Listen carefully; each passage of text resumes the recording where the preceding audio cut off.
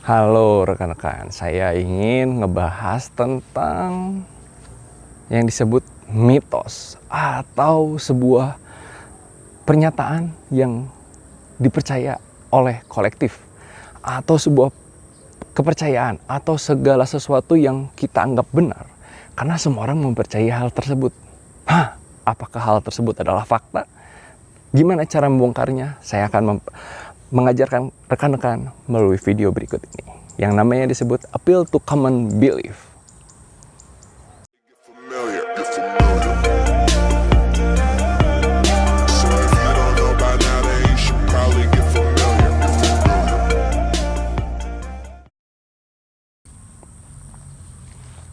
Halo rekan-rekan, Appeal to Common Belief. Appeal to Common Belief itu adalah sebuah kepercayaan terhadap kepercayaan yang diakui oleh banyak orang. Polanya adalah seperti ini. Seorang A percaya bahwa sebuah X, pernyataan X itu benar. Orang B juga percaya bahwa X itu benar. Orang C percaya bahwa X itu benar.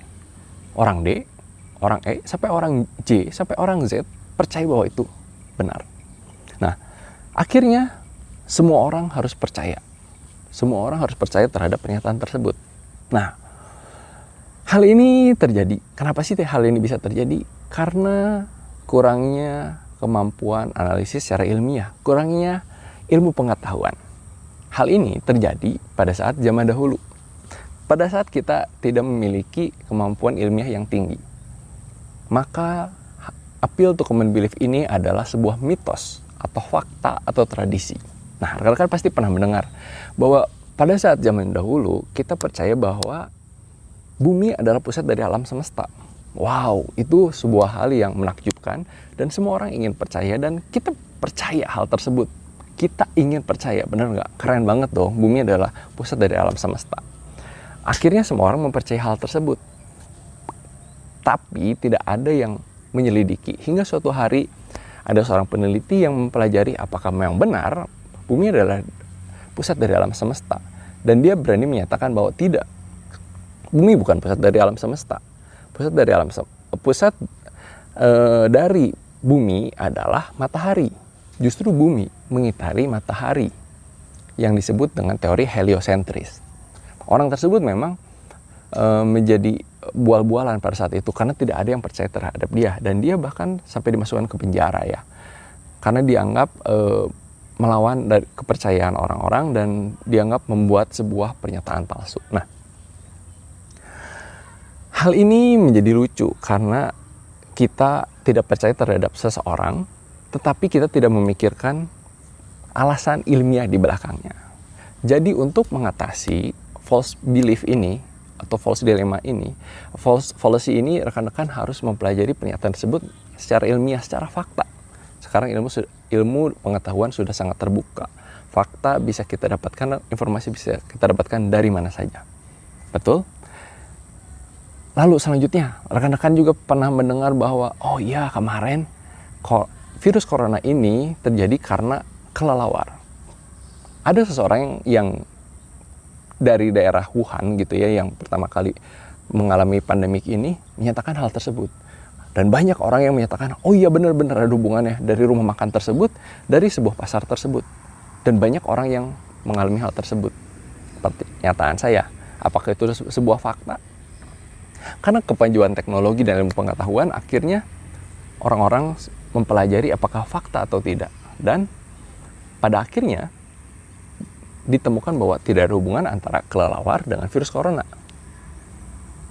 Hal ini sekarang pada saat ini sudah mulai berkurang. Yang disebut dengan Appeal to Common Belief ini sudah mulai berkurang karena kemajuan teknologi. Nah, apabila rekan-rekan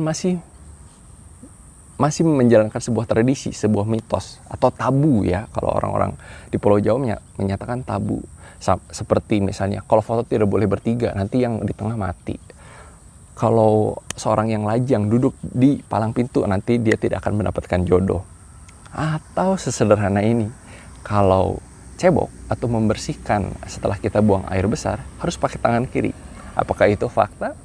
Nah, solusinya adalah begini. rekan-rekan cari informasi yang lebih ilmiah, informasi yang dapat pertanggungjawabkan kebenarannya. Oleh karena itu, rekan-rekan harus meneliti dengan lebih lanjut. Dan yang kedua adalah, sama seperti di video sebelumnya, rekan juga harus mempelajari siapa sih yang melakukan pernyataan tersebut. Apakah orang tersebut memiliki dasar ilmu atau otoritas yang kuat? Itu harus menjadi pertanyaan rekan-rekan juga. Karena orang yang kritis adalah orang yang terus bertanya. Lalu, Pak, kenapa banyak hal yang katanya profesi atau ramalan malah terjadi? Nah, gini, penjelasannya adalah seperti ini. Manusia melakukan yang namanya self-fulfillment prophecy. Self-fulfillment prophecy, yaitu apa? Yaitu manusia mengamini atau mewujudkan sesuatu yang dia percayai. Ingat, apa yang kita lakukan adalah dasarnya dari pikiran kita. Apa yang kita percayai, apa yang kita ingin percayai. Oke. Oleh karena itu muncul yang disebut dengan zodiak. Betul, zodiak Sio. Yang di sana dinyatakan bahwa oke, kalau kamu hari ini kamu akan beruntung.